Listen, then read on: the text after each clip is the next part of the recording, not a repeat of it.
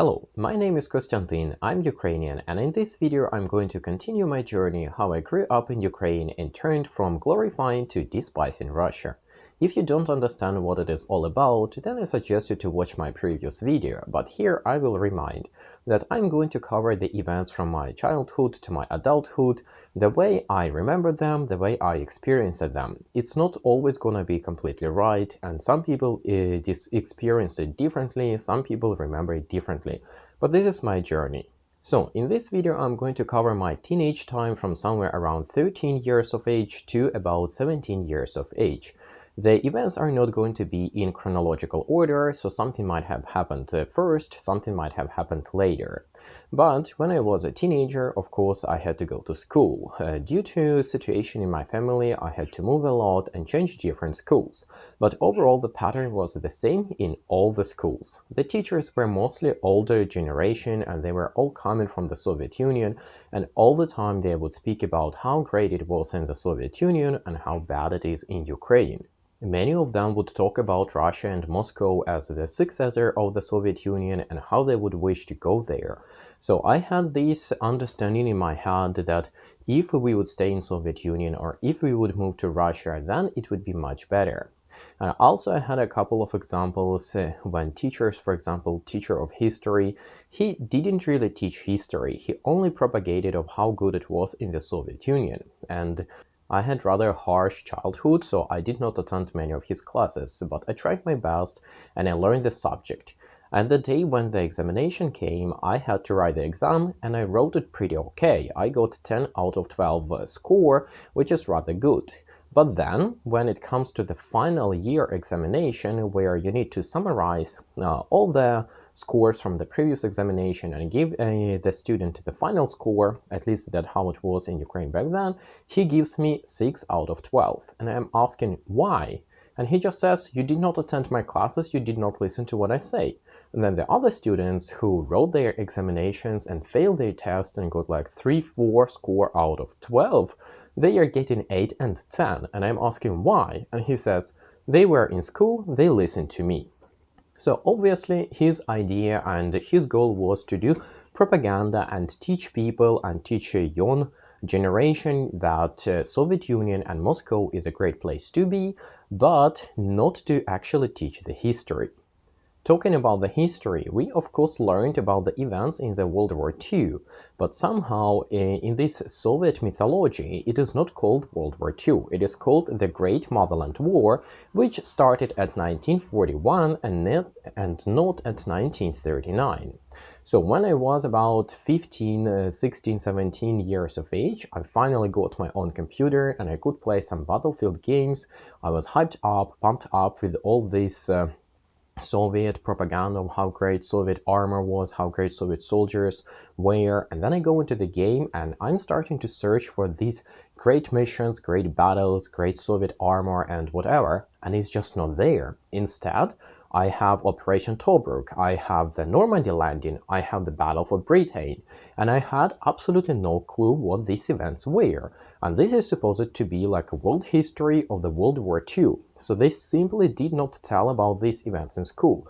All they said is that United States and Great Britain opened some sort of a second battlefront with the Germans, which did not play a major role, but Soviets are the great country that did the victory and defeated the evil Nazis. I apologize for this little cut, but my original recording got spoiled by some background noises. So back to the Soviet history, or rather Soviet mythology topic. In all the history classes, in all the history books, they would never mention that the World War II started in 1939 by Soviets and Germans attacking Poland. They would all say that the Great Motherland War started in 1941 when the evil Germans attacked innocent and peaceful Soviet Union. They would also not say anything about the Soviet invasion into Finland in 1939. This was a disastrous campaign, but whenever it would be mentioned in the books or in just casual conversation, it would be referenced as just some short military conflict where Soviets gained some extra territory. They would never mention of how many Soviets died there and how fiercely Finland would not want to be part of the Soviet Union. The World War II events would also be covered in the way that it was only the Soviets who did the job. They would always praise the Soviet equipment and would never say anything about the United States or the Britain equipment.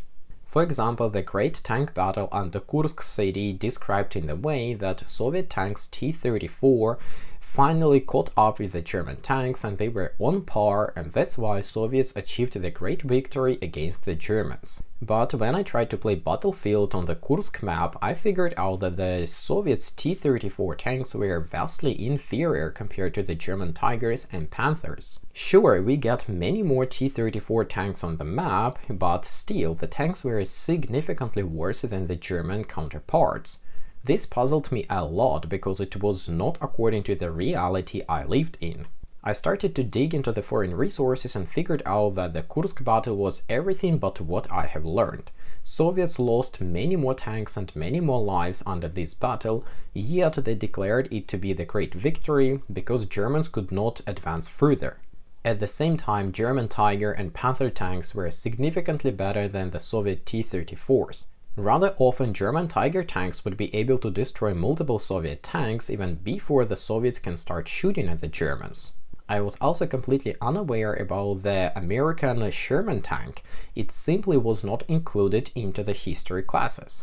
The same applies to the aircrafts. They didn't tell about the Battle of Britain and they didn't say anything about the Spitfire. So when I learned how to fly an aircraft in Battlefield, I tried to search for the famous Soviet aircrafts, and the ones which were available in the game, they were inferior compared to the Messerschmitt 109 and the Spitfire. Again, I was super confused and I could not understand how this could be the case. Then I started to search in the foreign resources, compare the specs, and I figured out that indeed the Spitfire and the German Messerschmitt 109 were better than the Soviet aircrafts, at least at that moment of time. I can continue like this on and on, but the main point is that the Soviet history books, or rather Soviet mythology, is written in the way that paints Soviet Union to be the solo victorious country against the German Nazis. They believe that they have saved the whole Europe, they have liberated Poland, they have liberated Baltics, when in reality they have used American equipment, they have used American money to produce so many tanks, so many airplanes, and lost lots and lots of lives in this war.